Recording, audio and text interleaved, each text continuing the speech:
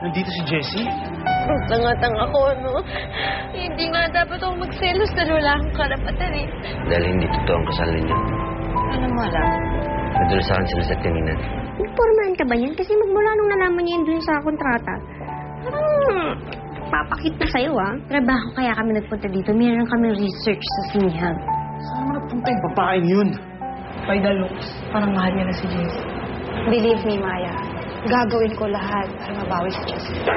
Bakit nailang ka ba na makita tayo ng mga tao na magkasama? Ito kasi sinisip binibilyan niya na mali siya. Paano kung sabihin ko sa'yo na interesado nga talaga ako sa'yo? Ibig sabihin, interesado ako sa mga storya ko dahil gumaganda na siya lalo. Right. Kaya hayaan na lang natin mga tao mag-isip. Let's just enjoy the movie.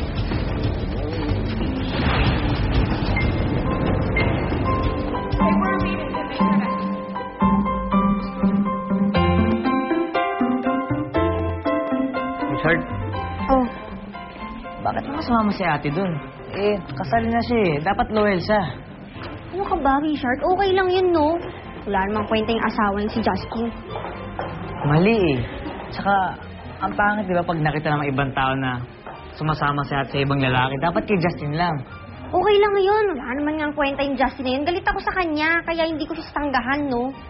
So, ayaw mo na si Justin para kay ate? Ayoko na sa kanya talaga. Blacklisted na siya. As in? Oo. Ganun ka kagalit sa kanya? Galit na galit. As in sobra. O sige, Richard. Magre-resign na lang ako. Kasi di ba ang pangit naman? Boss ko tapos yung pa yung pinakaayaw mong tao. Huwag naman ganong, Richard. Iba yung personal sa professional. Tsaka pambihira ka naman. Nagkatrabaho ko para sa future ng baby natin. Huwag ganun, ah. Maghanda ka ngayon sa mga sermon ni Mr. H sa'yo. Eh bakit naman kasi di ka pumunta ng meeting? Tawag ako ng tawag sa'yo, di ka na mag-reply. Ako tuloy ang pinagalitan. Ay, sabi ko! Ay na! Maghanda ka na. Ay! Finally, you're here, Justin! Alam mo bang tapos na yung meeting? At yung meeting na yun ay tungkol sa bago mong project? At kung ano-ano ng pagtatakip ko na sinabi ko doon sa producers para mapagtakpang ka dahil wala ka, dahil late ka.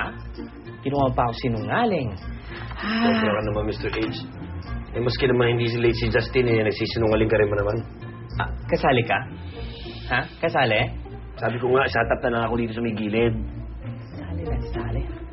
Anyway, ito ang script. Okay, basahin mo na yan. Kailangan nilang feedback mo ASAP. So lagi mo tatandaan, pag scriptwriter ka at manood ka ng movie, siyempre yung first viewing mo yung for your own pleasure. Yung second and yung third, this is where you assess the movie. Kung bakit ka natawa, umiyak, o natakot, kung mo gagawin yan. Okay lang ba na sinusulat ko ito lahat? Okay lang. Pero katawanan mo ba ako? Hindi. Natutuwa ako sa'yo. Hindi ako natawa. Okay ba yun? Bayaw, basta, ang advice ko lang sa'yo, kahit anong mangyari, huwag mong pakakawalan sa ate Jessie, ha? Ano yung sabihin? Bayaw, kasi nakita ko sila kaninang nanonood ng sine. Parang ang saya-saya nila, tsaka parang pinaporma niya sa ate Jessie. Si Luigi? Oo eh.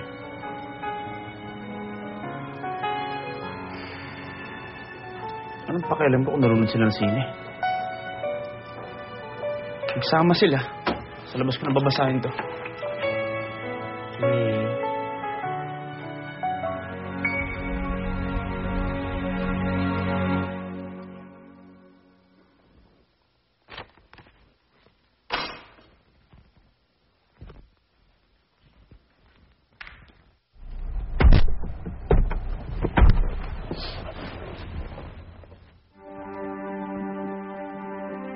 Sir, yung libro.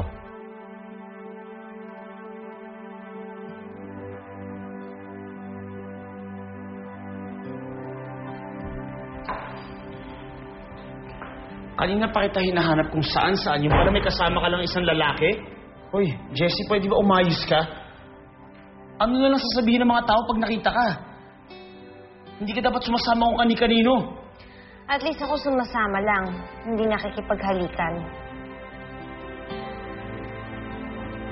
Nakita mo nga yan?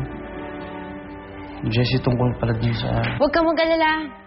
Hindi ko naman pagsasabi sa press na nakita ko kayo sa publiko naghahalikan eh. Yun na nga.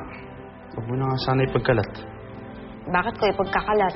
Eh di ako yung nagmukhang kawawa. Parang lumabas na pinagtataksilan ako ng asawa ko.